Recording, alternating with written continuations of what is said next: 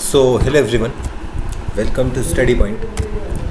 Exercise 7.17.6 आज की video में हम शुरू करने जा रहे हैं। इस किताब में ये थोड़ी सी दिक्कत है कि यहाँ पर 17.5 नहीं दी है, तो उसके लिए आप घबराइएगा मत, क्योंकि वो किसी भी किताब में नहीं दी गई है। पूरा जो चैप्टर 17 है, 17वें चैप्टर में 17.5 एक्सरसाइज नहीं आपको मिलेगी, ये आपको ध्यान रखना है। अब एक्सरसाइज 17.5 है ही नहीं, यहाँ हमको 17.6 यानी 17.6 में माध्यक के बारे में बात करनी है।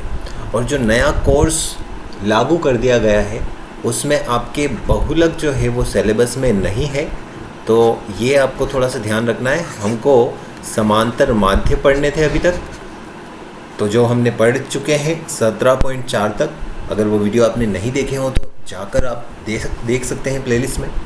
इसके बाद हमको पढ़ना है माध्यक, जो कि हम आज के वीडियो में पढ़ेंगे अवर्गीकृत माध्यक, और जो नॉर्मल आंकड़ों के बेस पर जो सवाल हमको मिलते हैं उनके माध्यक ज्ञात करना। 17.7 में वर्गीकृत बारंबारता बंटन के माध्यक ज्ञात करना सीखेंगे हम। तो चलिए फिर वीडियो को शुरू करते हैं और ज्ञात करते हैं किस प्रकार से देखते हैं कि हम जो आंकड़े हैं उनका माध्य हम ज्ञात कर सकते हैं। यहाँ पहला सवाल दिया है कि निम्न चरों का मान माध्यक चर मानों का माध्य ज्ञात कीजिए। यहाँ पर हमको 1, 2, 3, 4, 5, 6, 7, 8, 9 और 10 आंकड़े दिए हुए हैं। इनको सबसे पहला काम हमको ये करना होता है कि आरोही क्रम में जमा लेते हैं हम आंकड़ों का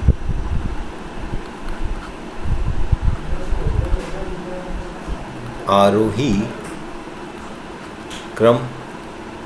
अब देखते हैं आंकड़ों का आरोही क्रम किस प्रकार से होगा। तो देखिए यहाँ सबसे छोटा जो मान है वो है 13, तो इसको हम रख देते हैं सबसे आगे। इसके बाद में देखिए यहाँ पर है 19, तो ये हम रख देते हैं दूसरे नंबर पे। इसके बाद कौन है 20, ये हमने रख दिया तीसरे नंबर पे। फिर देखते हैं तो यहाँ पर 25 हमको देखने को मिलता है, यहाँ आ गया। उसके बाद में ये 26, फिर 28। इसके बाद हम देखें तो 33, 34 जो है वो 2 बार है, 1 और 1 2 बार, तो यहाँ 34 हम 2 बार लिख देते हैं। और अंत में बचता है 36, तो इस प्रकार से ये सारे ही मान हम यहाँ पर रख देते हैं। यहाँ पर 36 आएगा। अब देखिए यहाँ पर हम देखते हैं तो पद की जो संख्या है, आंकड़ों की संख्या है वो 1, 2, 3, 4, 5, 6, 7, 8, 9 और 10 है।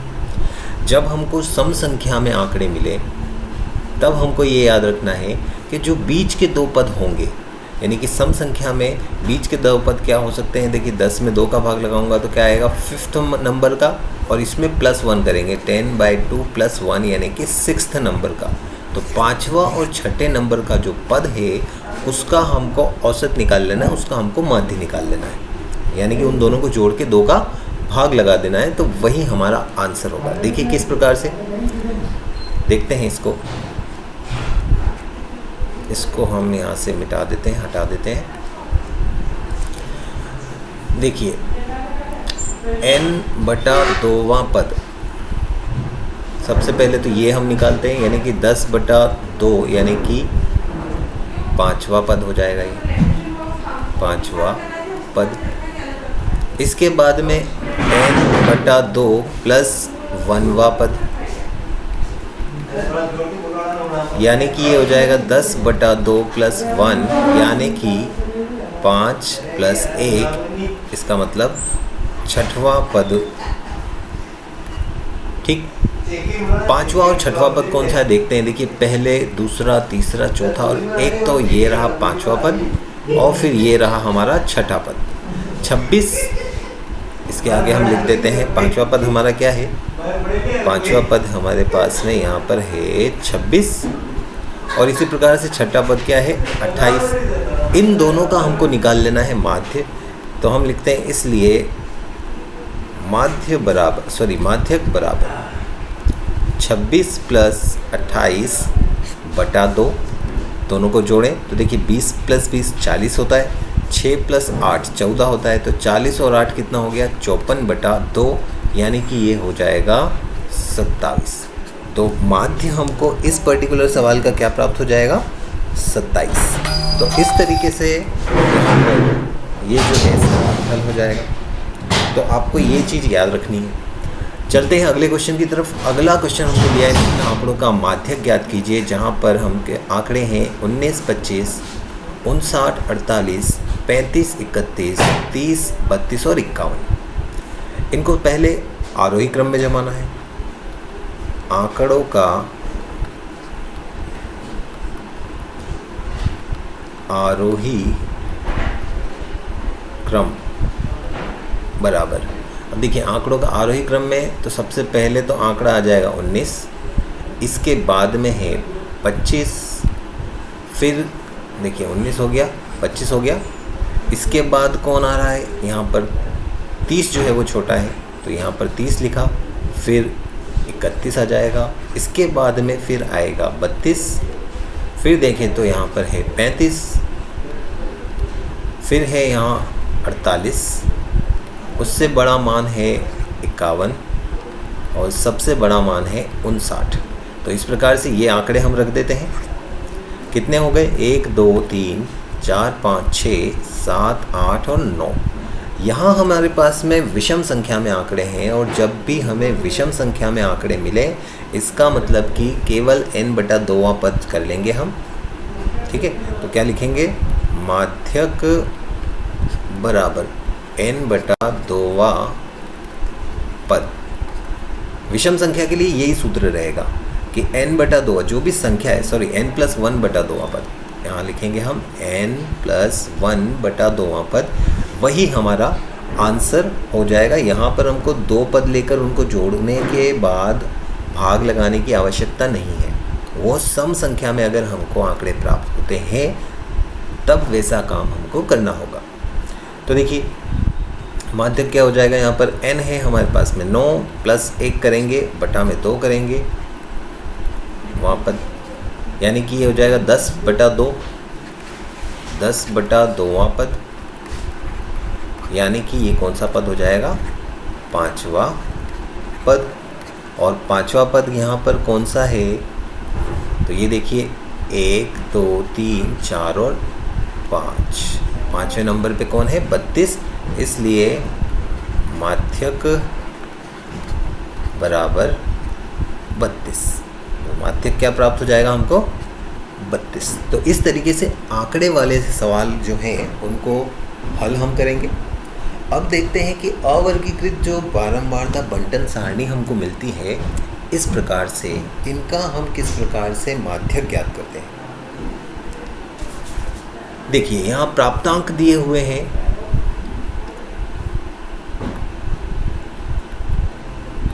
प्राप्तांक दिए हुए हैं 15, 20।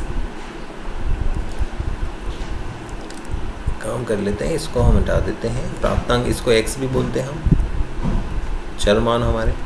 यहाँ पर विद्यार्थियों की संख्या यानी कि f आ जाएगा, और एक खंड यहाँ पर जो बनाना होता है वो होता है CF का, यानी कि संचयी बारंबारता। संचयी बारंबारता, इसे हम संचयी बारंबारता कहते हैं। ये थोड़ा सा आपको याद रखना है। CF किसे कहते हैं संचयी बारंबारता को, और CF निकालना कब है जब हमको माध्यक ज्ञात करना हो। तो ये थोड़ा सा आपको याद रखना होगा। अब देखिए मान रखते हैं यहाँ पर 15 है, फिर यहाँ 20, 25, 30, 35, 40, 45 और 50।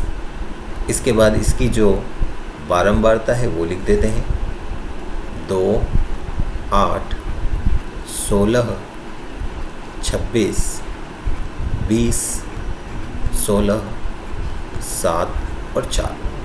अब ज्ञात क्या करना है हमको, यहाँ पर CF ज्ञात करनी है। CF कैसे निकालते हैं वो थोड़ा सा आप समझ लीजिए। देखिए पहला वाला तो एज इट इज़ लिखा जाता है, अब इसमें ये जोड़ देंगे तो 8 और 2 कितना हो गया 10, तो ये हो गई संचयी बारंबारता। अब 10 में जोड़ देंगे 16, तो कितना हो गया 26, फिर 26 में जोड़ देंगे 26, कितना हो जाता है 52, 52 में जोड़ देंगे 20, कितना हो जाता है 72, 72 में जोड़ देंगे फिर 16, तो ये हो जाएगा 6 और 2 8 और 7 और 1 8, 88, 88 में फिर जोड़ेंगे हम यहाँ पर 7, तो ये हो जाएगा कितना हमारे पास में 95, और इस 95 में जोड़ देंगे हम 4, तो ये हो जाएगा 99।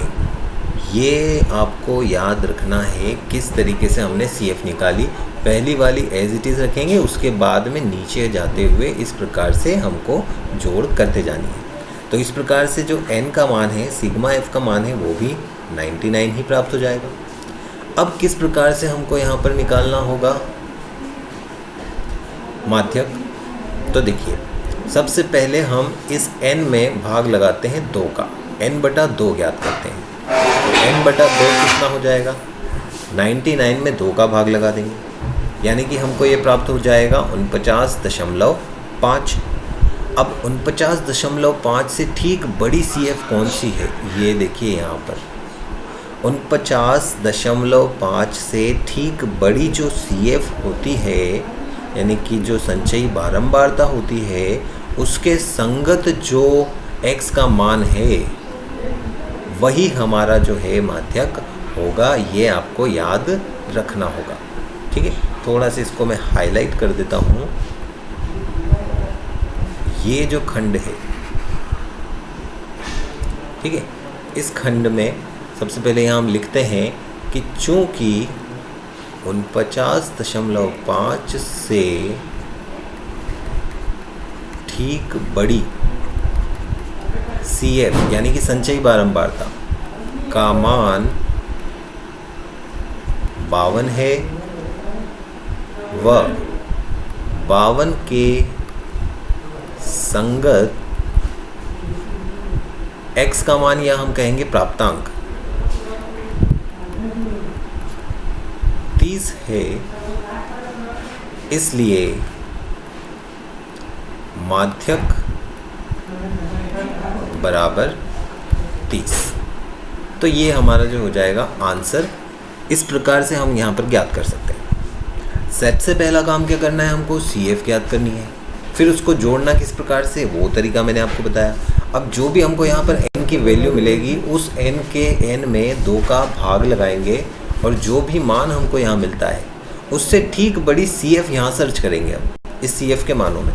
तो 49.5 से ठीक बड़ा कौन है, यहाँ पर 52 ही है, क्योंकि 26 तो छोटा हो जाता है और बाकी सब तो ज़्यादा बड़े हैं। पहले जो हमको ठीक बाद में जो मिलता है वो मिलता है 52। 52 के संगत जो CF है, x का मान है, वो है 30, और यही 30 हमारा क्या कहलाएगा, माध्यक कहलाएगा। तो इस तरीके से ये जो सवाल है हल हो जाता है। अब देखते हैं सवाल नंबर 4। तो सवाल नंबर 4 में यहाँ पर हमको दिया हुआ है बच्चों की संख्या, ये है हमारे x के मान, परिवारों की संख्या ये है हमारे f के मान, और क्या ज्ञात करना होगा, CF। देखते हैं इस प्रकार से। अब यहाँ पर मान रख लेते हैं सबसे पहले तो 0 1 2 3 4 5 और 6।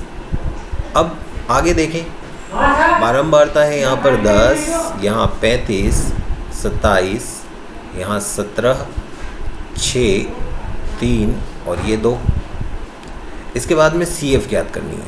तो CF किस प्रकार से ज्ञात करते हैं, देखिए सबसे पहली वाली ये तो 10 एज इट इज़ आ जाएगा यहाँ पर। इस 10 में ये 35 जुड़ जाएगा, कितना हो जाएगा ये 45। फिर 45 में हम 27 जोड़ दें तो देखिए 40 और 20 हो गया 60, 7 और 5 हो गया 12, तो ये टोटल कितना हो गया 72। 72 में फिर 17 जोड़ देते हैं तो 70 और ये 10 80, 80 में 7 और 2 9 जोड़ देते हैं तो ये हो जाएगा 89। 89 में फिर 6 हम जोड़ देते हैं, ये हो जाएगा 95। 95 में 3 जोड़ देते हैं तो ये हो जाएगा 98, और इसके बाद फिर लास्ट में 2 जोड़ देते हैं, टोटल हो जाएगा 100, जो कि हमारे n का मान भी होगा 100। इसके बाद में सबसे पहला काम n/2 ज्ञात करते हैं हम। n/2 बराबर यानी कि 100/2, यानी कि हमको क्या मिलता है 50। 50 से ठीक बड़ी CF हम ढूंढें तो यहाँ हमको 50 से ठीक बड़ी CF क्या मिलती है, 72। यानी कि ये जो खंड है ये वाला, इसके संगत हमको x का मान देख लेना है, यानी कि 2 हमारा माध्यक होगा। तो लिखना कैसे है, चूँकि 50 से ठीक बड़ी CF 72 के संगत मान 2 है, इसलिए माध्यक बराबर क्या होगा, 2 होगा, और यही हमारा आंसर हो जाएगा। चलते हैं अगले क्वेश्चन की तरफ। X, F और CF। अब यहाँ पर जो X है वो है 20, 25, 30, 35, 40, 45, 50 और 55। F देख लेते हैं, ये है हमारे पास में 14, फिर 28, फिर है 33, उसके बाद में है 30, फिर है 20, फिर है 15, 13 और 7। अब निकाल लेनी है हमको CF निकालने का यही तरीका होता है, 14 सबसे पहले लिख देंगे, 14 में फिर 28 जोड़ देंगे, तो देखिए 10 और 20 जुड़ के हो गए 30, 30 में 8 और 4 12 जोड़ देंगे, तो ये हो जाएगा 42।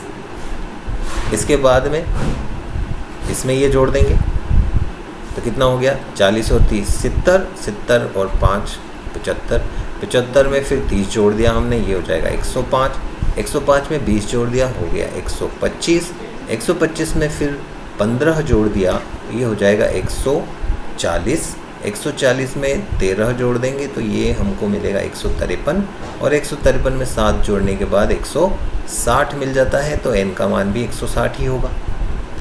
n/2 ज्ञात करते हैं, n/2 यानी कि 160/2 यानी कि ये हो जाएगा 80। 80 से ठीक बड़ी CF हम यहाँ पर देख लेते हैं कि क्या होगी। देखिए ये रही 80 से ठीक बड़ी CF 105, और 105 के संगत मान है 35, तो 35 हमारा आंसर होगा। लिखना किस प्रकार से है, चूँकि 80 से ठीक बड़ी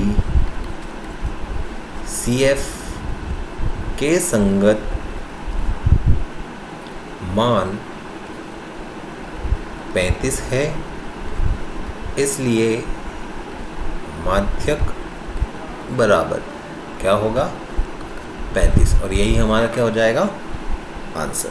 ठीक है, तो ये जो है हमारी एक्सरसाइज 17.6 जो है कंप्लीट हो जाती है आज। तो अगर वीडियो आपको पसंद आया हो तो इस वीडियो को लाइक और शेयर आप ज़रूर कर सकते हैं। आज के लिए इतना ही, थैंक यू।